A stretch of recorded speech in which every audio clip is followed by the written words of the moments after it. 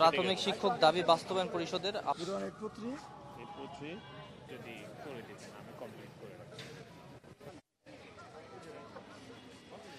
আজকে মোমবাতি প্রজ্বলনের উদ্দেশ্য হলো, আপনারা জানেন আজ বিকেল 3:30টায় এই শহীদ মিনার থেকে ঢাকার শাহবাগ চত্বরে আমাদের শিক্ষকদের কলম বিসর্জন কর্মসূচি ছিল।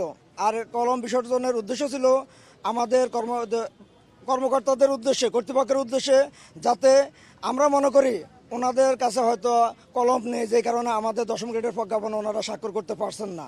তাই শিক্ষকরা প্রতিবাদ স্বরূপ কলম বিসর্জন কর্মসূচি দিয়েছিল।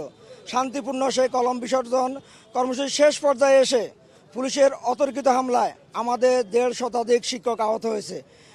একজন শিক্ষকের 2 পায়ে গুলি লেগেছে, 2টা পা ওনার ভেঙে গিয়েছে। একজনের হাত এখান থেকে ভেঙে 2 টুকরো হয়ে গিয়েছে। আমার পিছনে আমাদের একজন আহ্বায়ক খায়রুন আলিফি, ওনার পেটে বুলেট বিদ্ধ হয়েছে। এছাড়া একজনের কান, একজনের চোখের মধ্যে বুলেট ঢুকেছে। এছাড়াও অসংখ্য শিক্ষকদের পায়ে অসংখ্য বুলেট বিদ্ধ হয়েছে। তাদের সুস্থতা এবং পুলিশের হামলা ও আমাদের 5 জন শিক্ষককে গ্রেপ্তার করে এখনো থানা হাজতে আটক রাখা হয়েছে। তাদের মুক্তির দাবিতে আমাদের এই শান্তিপূর্ণ মোমবাতি প্রজ্বলন কর্মসূচি আমরা পালন করছি। কারণ আপনারা জানেন আমরা শিক্ষকরা শান্তিপ্রিয়, আমরা কোনো রাজনৈতিক দল নয় যে আমাদের মারামারি করতে হবে। আমরা শান্তির বার্তা পৌঁছে দিতে চাই, যাতে সরকার দেখুক যে শিক্ষকরা আসলে উচ্ছৃঙ্খল না, শিক্ষকরা শান্তির বার্তা নিয়ে এসেছে। আমরা চাই এই প্রোগ্রামের মাধ্যমে আমাদের মাহবুবুর রহমান সহ 5 জন শিক্ষককে থানায় আটক রাখা হয়েছে। আপনারা জানেন তারা ইতিমধ্যে আমরণ অনশনে থানায় বসে গিয়েছেন। তারা পুলিশ চাচ্ছে নেগোসিয়েশন করে তাদের বিনিময়ে যাতে আমরা প্রোগ্রাম শেষ করে চলে যাই, কিন্তু তাদের বক্তব্য হলো আপনারা কোনো নেগোসিয়েশন করবেন না, আমরা থানায় থাকি, জেলে থাকি, যেখানে থাকি দাবি আদায় করে শিক্ষকরা এই শহীদ মিনার থেকে যাবে। তাদের দাবি হলো এটা। আগামীকাল আমাদের কর্মসূচি ঘোষণা করা হয়েছে, শহীদ মিনারে শিক্ষকরা অবস্থান করবে। পাশাপাশি সারা বাংলাদেশের সকল প্রাথমিক বিদ্যালয়ে একযোগে অনির্দিষ্টকালের জন্য পূর্ণ দিবস কর্মবিরতি চলবে আগামীকাল থেকে। আমরা সেটা সকালে সিদ্ধান্ত দিব। শিক্ষকরা আসার পর সাধারণ শিক্ষকদের সাথে আলোচনা করে আমরা সিদ্ধান্ত দিব লং মার্চ বা কিছু হবে কিনা। সারা বাংলাদেশ থেকে আমাদের শিক্ষকরা, অসংখ্য শিক্ষক আছে, এখনো হাজার হাজার শিক্ষক আছে। অনেকে খাওয়ার জন্য গেছে, অনেকে একটু রেস্টে আছে। সকালবেলা আবার দেখবেন যে এই শহীদ মিনার প্রাঙ্গণ মুখরিত হয়ে যাবে এবং দাবি আদায়ের জন্য কর্মসূচি পালন করবে। আমি মোহাম্মদ শামসুদ্দিন মাসুদ, আমি প্রাথমিক শিক্ষক দাবি বাস্তবায়ন পরিষদের একজন আহ্বায়ক ও বাংলাদেশ প্রাথমিক বিদ্যালয় সহকারী শিক্ষক সমিতির কেন্দ্রীয় সভাপতি। এখন পর্যন্ত আমাদের কাছে সুনির্দিষ্ট তথ্য না আসলেও প্রায় 1.5 শতাধিকের উপর শিক্ষক আহত হয়েছেন এবং মারাত্মক আহত হয়েছেন।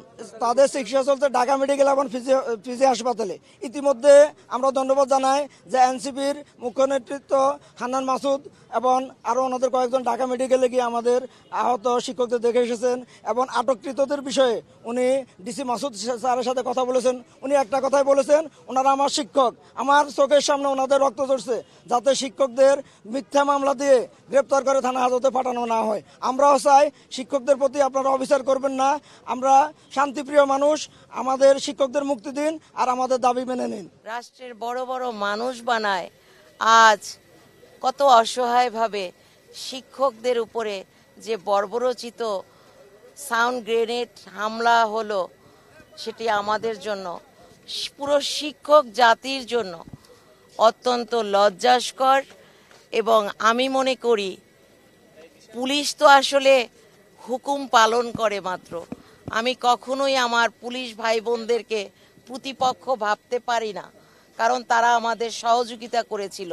প্রধান উপদেষ্টা, যিনি নোবেল বিজয়ী একজন শান্তি প্রতিষ্ঠার মানুষ, তিনি আমাদের প্রাথমিক বিদ্যালয়ের শিক্ষকদের এত অশান্তিকে যদি তিনি শান্ত রূপ ধারণ করতে না পারেন, আমি মনে করি ডক্টর ইউনূস মহোদয়ের কাছে কি আমাদের এই দুঃখ দুর্দশার কথা যায় না?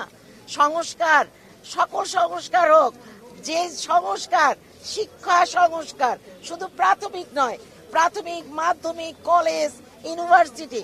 আমার কাছে মনে হয় জাতিকে যদি আপনার সমুন্নত করতে হয়, শিক্ষা সংস্কারকে আগে নজর দিতে হবে।